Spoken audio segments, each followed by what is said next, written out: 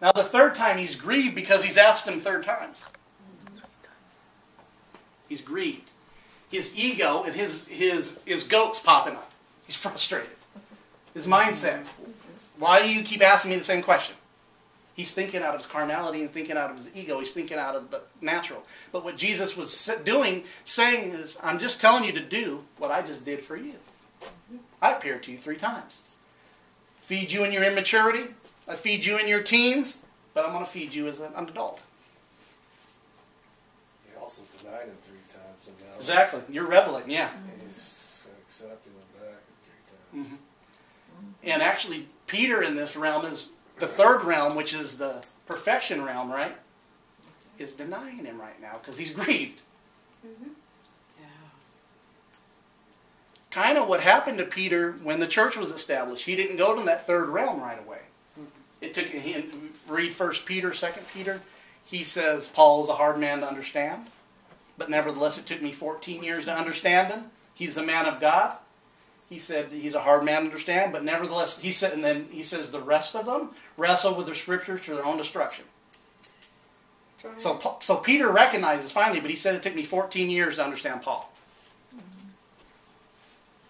And notice the third realm. What does he say? He's grieved. The first 2 realms, you know, I bet the second one he started to get a little tensious.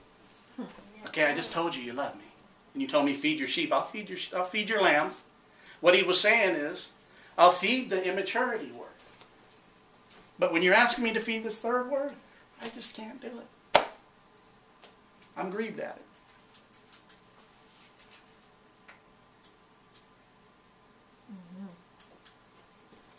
Because the third word realm, Paul did. Right? He was a chosen vessel. Mm-hmm. Like you guys are. Then he said unto the third time, Simon, son of Barjonas, lovest thou me? Peter was grieved because he had said unto him the third time, lovest thou me? And he said, Lord, thou knowest I love all things, and thou knowest that I love thee. Jesus said unto him, feed my sheep. See, notice on this, on these 3 times, right? That he, when he said feed my lamb, then he said feed my sheep. Right? Feed me in the 3 different realms of understanding that you can give. The 30, 60, 100-fold. There'll be a time for the 30 and 60, but there's a 100-fold. He was grieved in the 100-fold. He was grieved when he said to him the 3rd time, but Jesus had already said, I appeared unto you the 3rd time. Meaning, I've already fed you 3 times. This is my 3rd 100-fold feeding I'm giving you, the 153. The great fish. The great fish feed.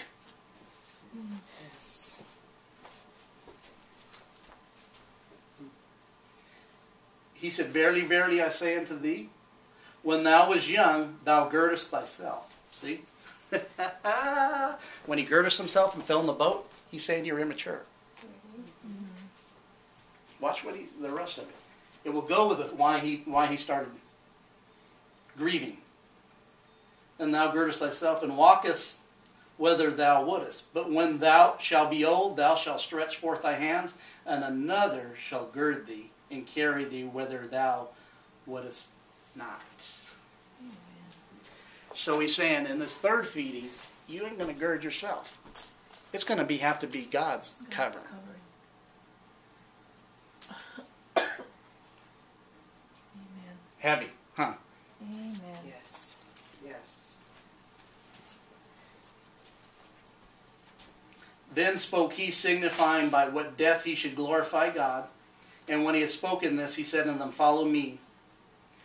Then Peter, turning about to see the disciple whom Jesus loved following, which also leaned on his breast at supper.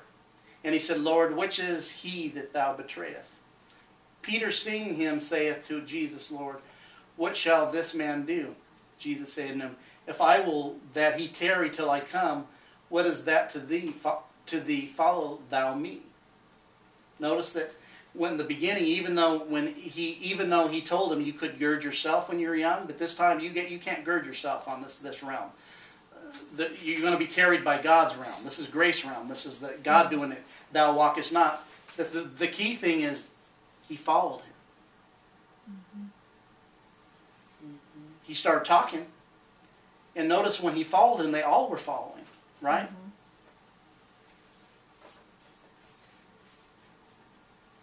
Verse 23, then went his saying abroad among the brethren, that they disciples should not die. Yet Jesus said unto him, Ye shall not die, but if I will that he tarry till I come, what is it that to thee? That's heavy. I never seen that like I just seen it now. I don't know if you guys, anybody seen that. He just told them they wouldn't die, but we know literally they did, because they'd be still here. See, I'm telling you, when we understand that that the living forever is a spiritual thing. When we die, the true death is our carnality.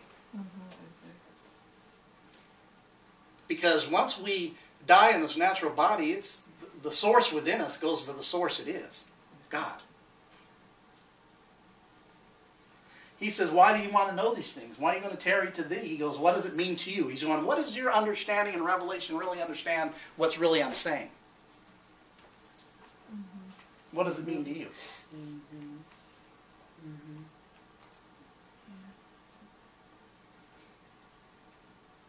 Make sense? Keith? He went abroad, saying abroad, brethren, that the 23 disciples should not die, yet Jesus saith unto him, because Peter said that, right? Right. But I will tarry that, if I will that he tarry till I come, what is that to thee? This is the disciple which testified of these things and wrote these things, and we know his testimony is true. And there are also many other things which Jesus did, the which they suppose be written, every one, I suppose, that even the world itself could not contain the books that should be written. Guess what? I'm the book. You're the book. Yeah, just go through that. And within you is the books contained. The container. That's what I'm saying. What we know kind of goes with what I was saying earlier about the past. Dictates our future to us in the natural. And those thoughts, negative, if you were abused, we all had things as kids. Trauma. There's traumas. None of us had a perfect. There's some lack and slack in some areas and some goodness in other areas. But if we carry those things become the monsters. We always see. So it's a book of our story. But we're coming to the book of God's story within us.